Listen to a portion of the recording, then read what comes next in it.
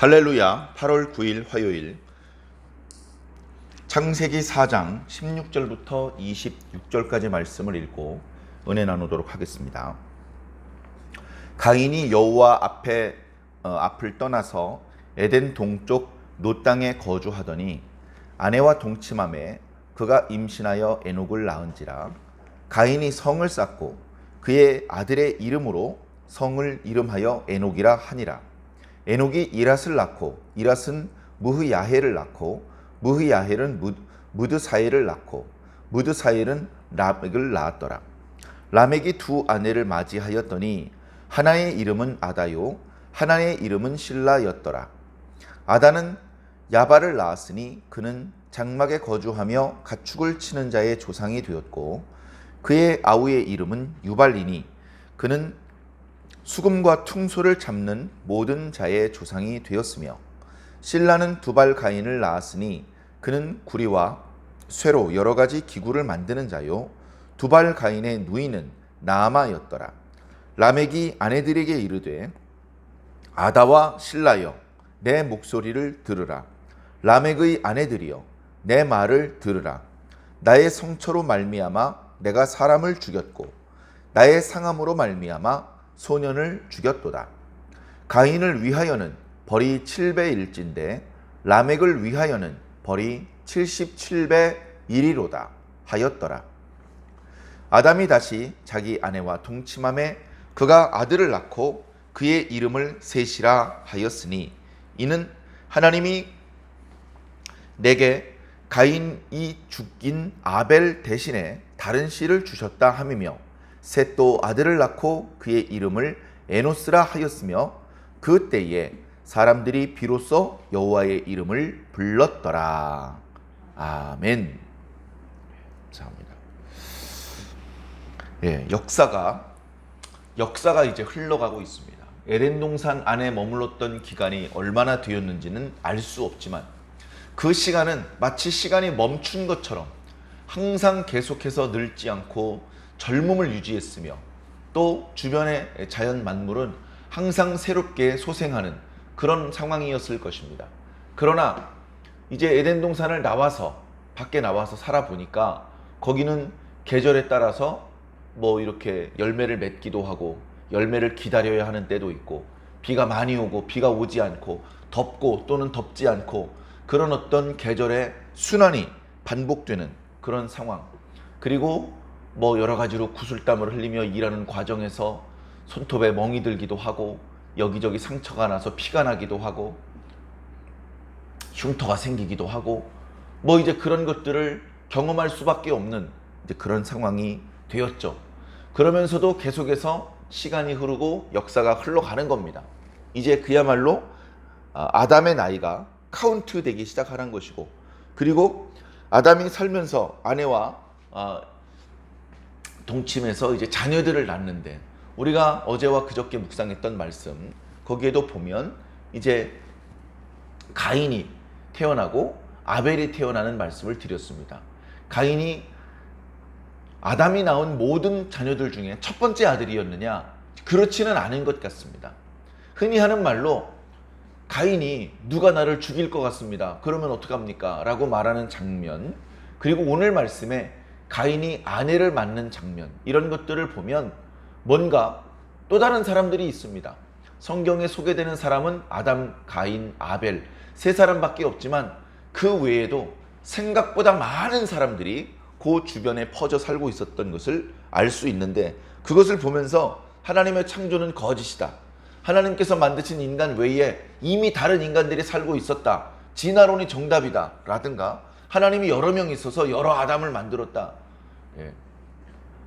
그 한 가지 성경에 소개되어 있지 않은 어떤 사람들이 등장하는 것들을 이렇게 끼워 맞추기 위해서 더 엉터리 이야기들을 만드는 어리석음을 저지르는 수가 많이 있습니다.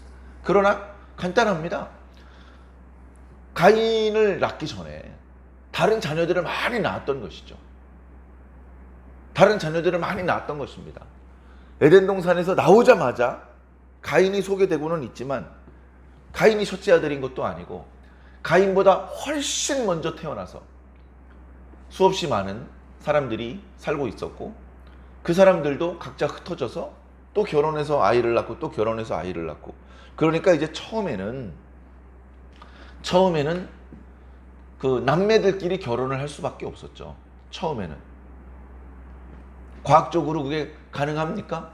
그 근친상간이라 성경에서 금지하는 그런 계명을 어기는 것이고, 그런 방법으로는 과학적으로도 기형아가 많이 나타나고 여러 가지로 좋지 않다고 그렇게 알려져 있지 않습니까? 지금은 그렇죠. 그러나 과거에 아담의 시대에는 그런 오늘날의 어떤 유전 법칙이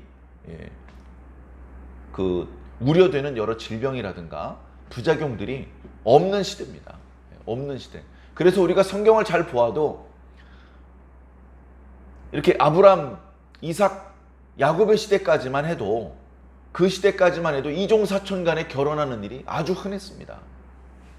그것에 대해서 정죄하고 네가 탐욕의 눈이 어두웠구나 이런 식으로 책망하지 않았고, 오히려 근족 중에서, 가까운 친척 중에서 배필을 찾는 것을 권장하는 그런 분위기마저 감지되었습니다. 그러다가 수백 년이 지나서 모세의 시대가 되어서는 그때에는 엄히 구별하셨죠. 엄히 금지하셨습니다. 그렇게 금지하신 데에는 그만한 이유가 있는 것이고, 허용하신 데에는 또 그만한 이유가 있는 겁니다. 하나님께서 재빨리 금지하셨어야지 금지를 서두르지 않고 금지를 늦추시는 바람에 이런 부작용들이 생기지 않았습니까? 그런 부작용이 어디 있습니까? 말씀을 인간적인 또는 어떤 불신자의 마음으로 바라보지 말고 믿음의 눈으로 바라보시기를 바랍니다. 성경은 비과학적인 엉터리 이야기가 아니라 과학적으로도 들어맞는 유일한 역사, 유일한 말씀인 것입니다. 자, 그래서 오늘 말씀에 보면 지난 시간에 가인이 동생을 죽이고 하나님 앞에서 책망을 받고 저주를 받습니다. 그래서 또다시 이미 에덴 동산에서 아담과 하와가 쫓겨났는데, 그런데 또다시 잘 살고 있던 지역에서 더 멀리 쫓겨나는 그런 상황이 발생되고 말았습니다. 오늘 말씀 첫 구절에 이렇게 말씀하고 있습니다. 가인이 여호와 앞을 떠나서 에덴 동쪽 놋 땅에 거주하였다. 에덴 동쪽. 아담도 에덴 동쪽이었습니다. 그죠? 에덴 동산 동쪽으로 쫓겨났어요. 그래서 그 동쪽에서 다시 에덴 동산으로 진입하지 못하도록 그 길을 지키게 하셨다는 말씀을 우리가 3장 마지막 부분 말씀을 읽으면서 묵상을 했었습니다. 자, 그런데 지금 그곳으로부터 더 동쪽으로 나가는 겁니다. 더 동쪽으로. 그 비슷합니다. 아담도 선악을 알게 하는 나무의 열매를 먹지 말라고 하신 하나님의 말씀을 어기고 하나님 앞에 저주를 받고 에덴 동산 밖으로 쫓겨난 것입니다. 그리고 가인도 마찬가지죠. 아직 동생을 죽이기 전에 죄가 문 앞에 엎드려 있으니 너는 죄의 다스림을 받을 것이 아니라 죄를 다스려라. 그렇게 경고해 주셨는데도 불구하고 듣지 않고 결국 동생을 죽이는 엄청난 죄를 저지르고 말았습니다. 그래서 하나님께 저주를 받고 또 쫓겨납니다. 아담이 쫓겨나는 것과 가인이 쫓겨나는 것은 분위기상 비슷한데 그러나 너무나 큰 차이가 있습니다. 어떤 차이가 있느냐?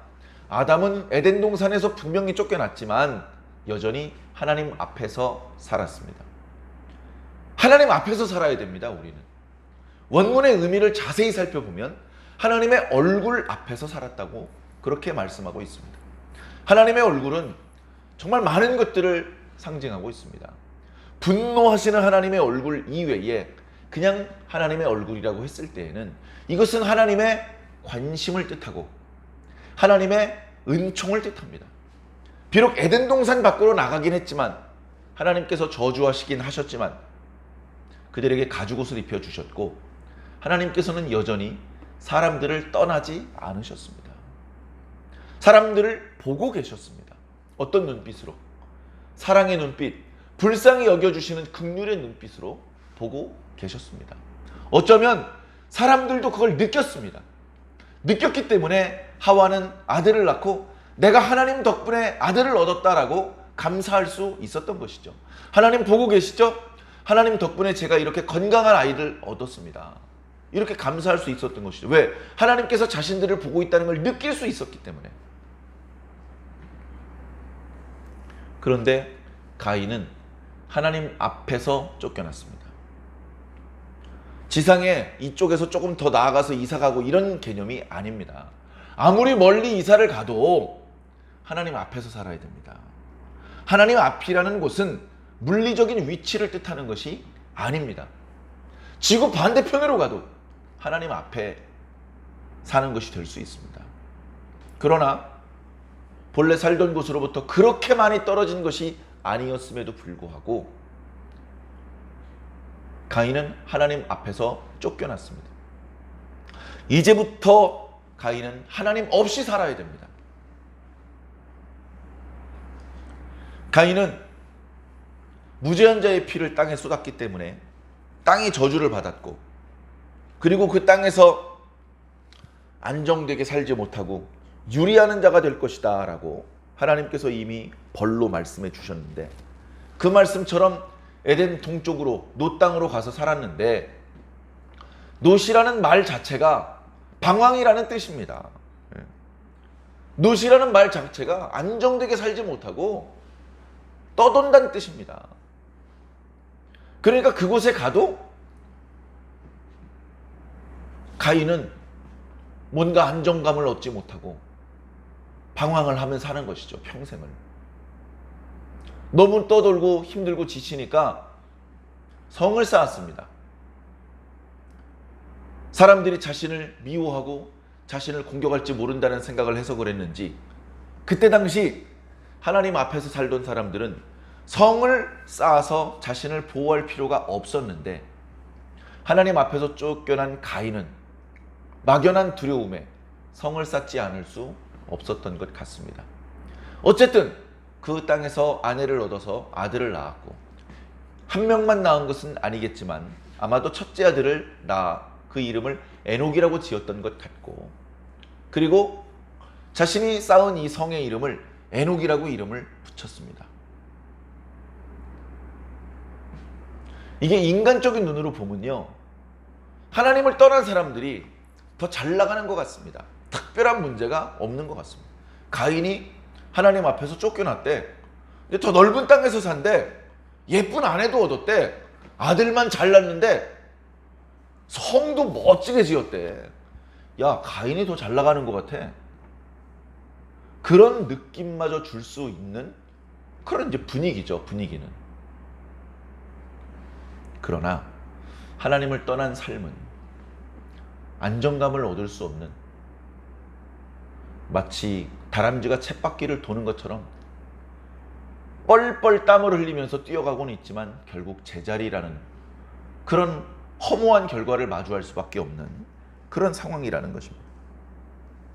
자, 이어지는 말씀에는 짤막하게 가인의 족보가 나타나고 있습니다.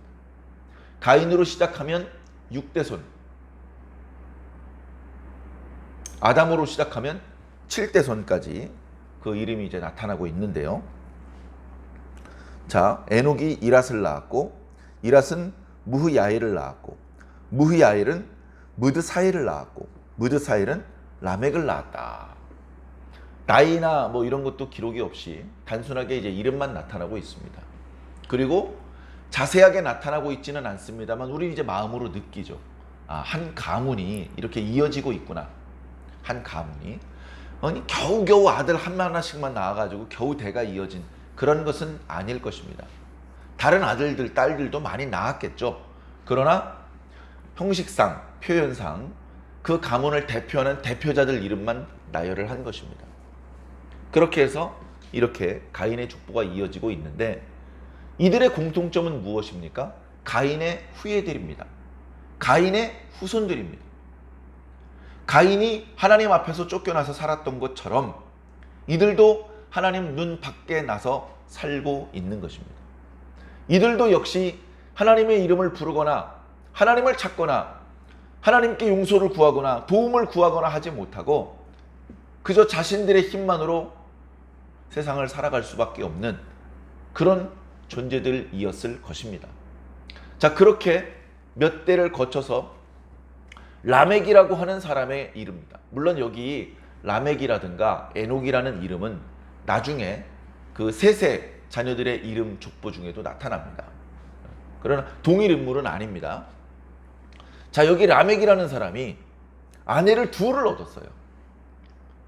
아내를 둘을 얻었는데 아내를 둘 얻었다는 이야기는 성경에 여기서 처음 나옵니다. 보통은 아내를 한 명 얻습니다.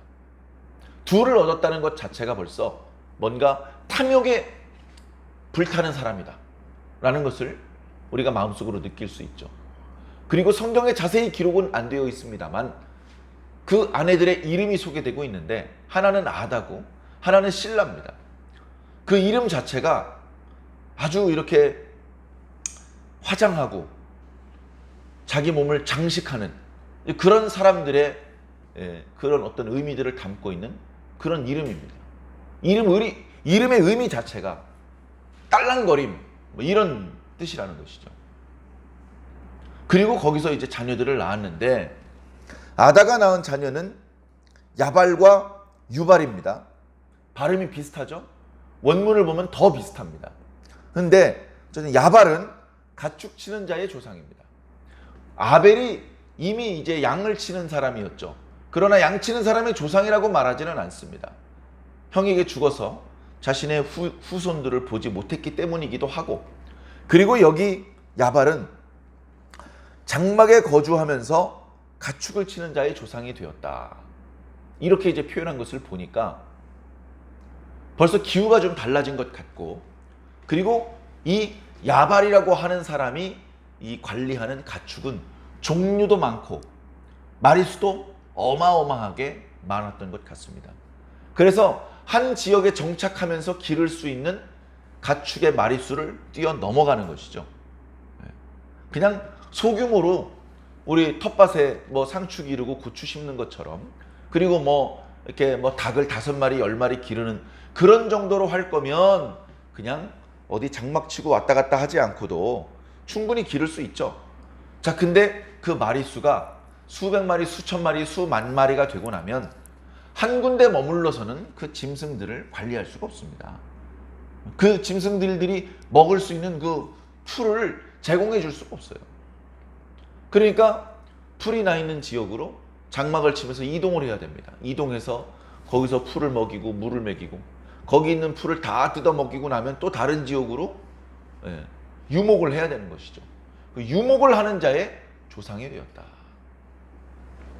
자, 그리고 그의 동생은 이름이 유발인데 이 사람은 수금과 퉁소 잡는 자의 조상이 되었다. 악기를 연주하는 사람의 조상이 되었다.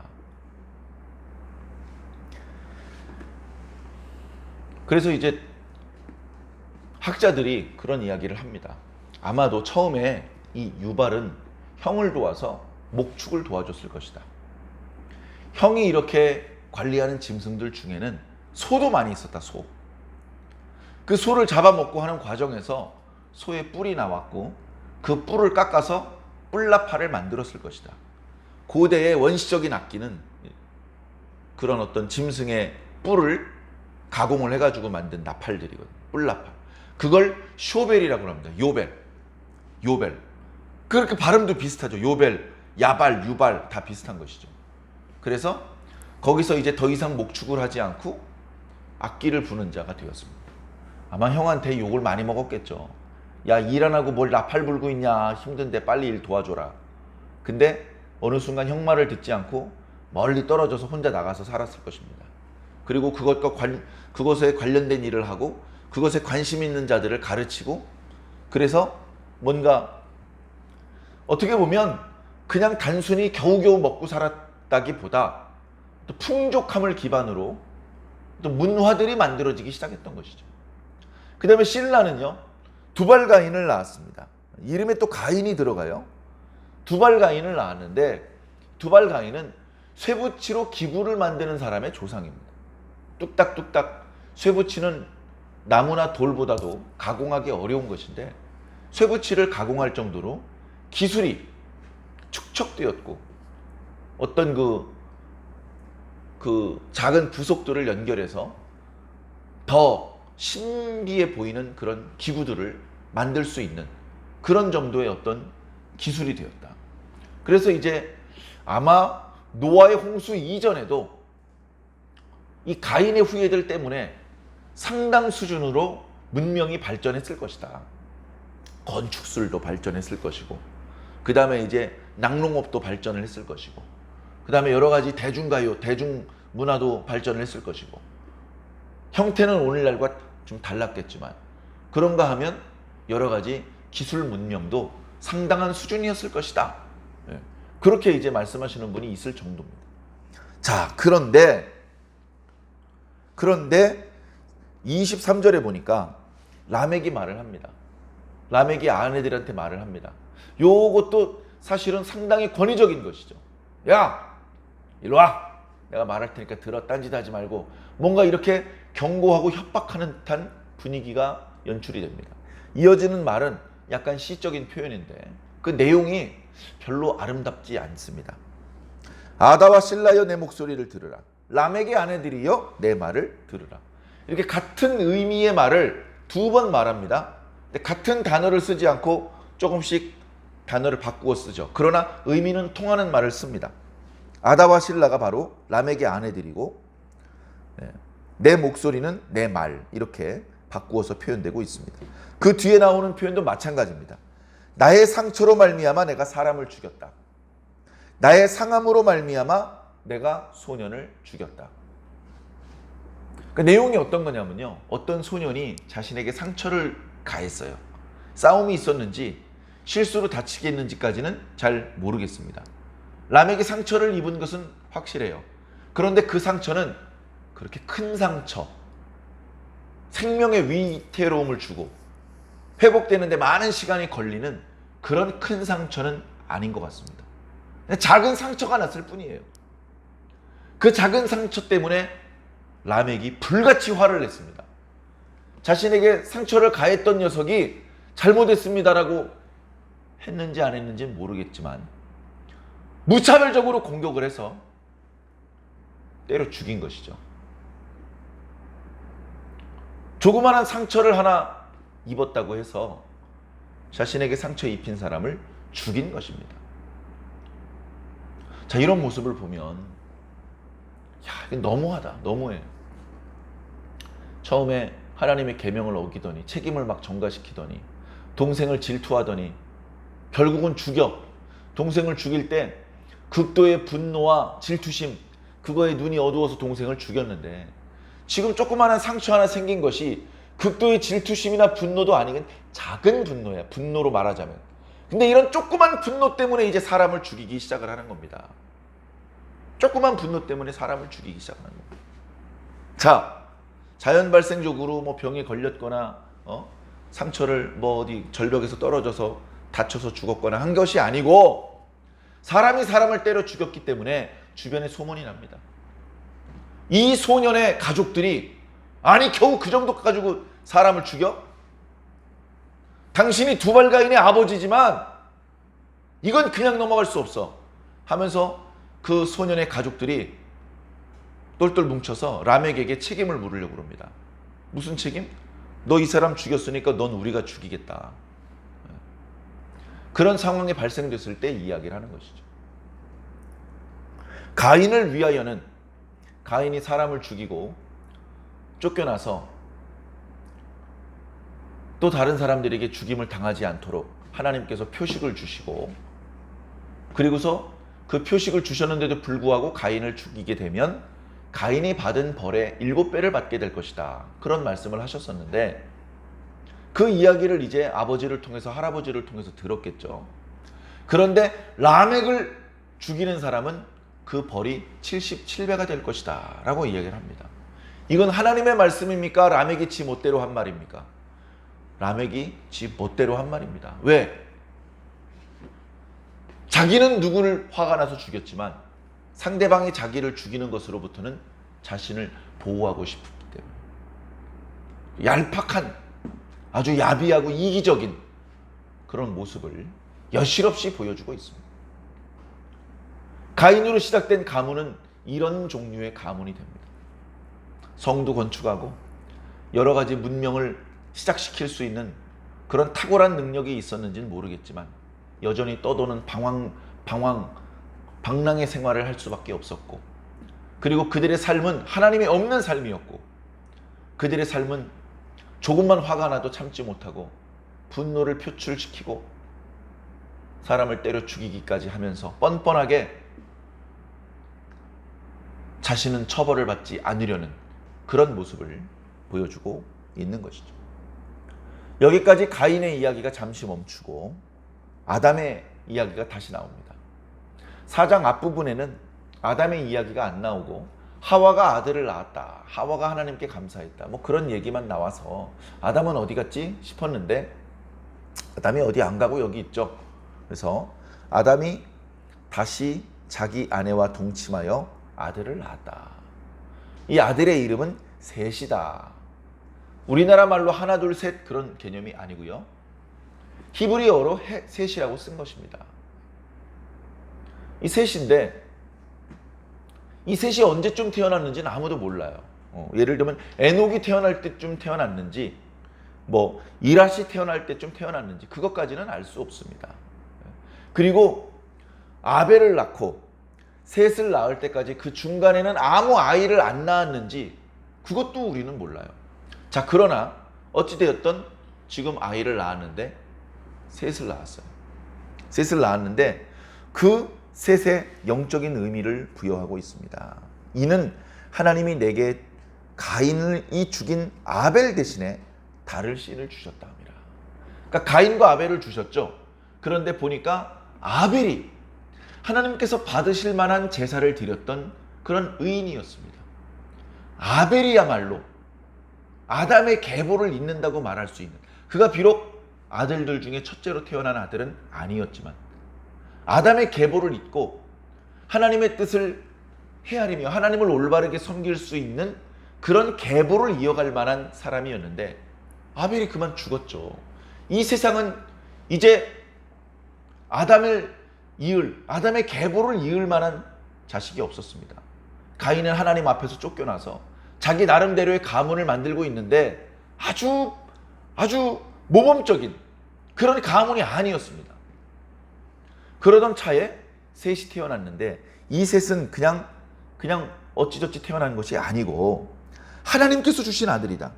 하나님께서 아벨 대신 의인의 씨로 우리들에게 주신 것이다 라고 그렇게 고백을 하고 있습니다. 그리고 그 말이 진실이라는 것이 그 다음 구절에 나타나는데, 셋도 장성하여서 아들을 낳았는데 이름을 에노스라고 했고, 에노스 때에 사람들이 여호와의 이름을 불렀다. 여호와의 이름을 불렀다는 것은 뭐냐? 하나님의 이름을 부르며 기도했다. 하나님의 이름을 부르며 찬양했다. 하나님의 이름을 부르며 하나님께 경배를 드리고 예배를 드렸다는 것입니다. 이 셋의 후예 중에는 잘 나가는 사람이 별로 없습니다. 에녹처럼 이렇게 큰 성을 건축하고 이런 사람들은 없습니다. 그러나 그들에게는 이렇게 막 대규모의 농장이나 큰 규모의 성을 자녀들에게 보여주지 못했지만 하나님을 보여줬어요. 우리 하나님의 자녀다. 우리 하나님을 섬겨야 된다. 하나님의 이름을 알려줬습니다. 하나님께 예배드리는 방법을 알려줬습니다. 그렇게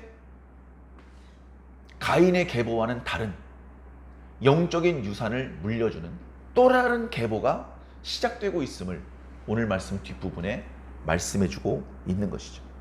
성경은 분명히 말하고 있습니다. 하나님 앞에서 떠나는 것이 잘하는 것이 아니고 하나님 앞에 머물러 있으면서 하나님의 이름을 부르면서 예배드리는 삶이 이것이 잘하는 삶이다. 그렇다면 시간으로는 이때로부터 6,000년이 지난 오늘 우리들의 시대지만 오늘 우리들의 시대에는 어떻게 사는 것이 잘하는 삶이겠습니까? 하나님을 떠나 자기 멋대로 말하고 행동하고 살아가는 그런 삶이 아니고 하나님 앞에서 하나님의 이름을 부르면서 예배를 드리는 삶이 온전한 삶일 것입니다. 그런 의미에서 우리는 뭐 주일 예배가 되었든 새벽 예배가 되었든 개인 기도가 되었든 예배를 드리는 삶이 가장 가치 있고 보람 있는 삶이라는 것을 마음속으로 느낄 수 있게 됩니다. 각자 자신의 예배 드리는 예배의 삶을 점검해 보시고 더 온전한 삶을 하나님 앞에 드릴 수 있는 저와 여러분들이 꼭 되기를 주의 이름으로 간절히 축원합니다.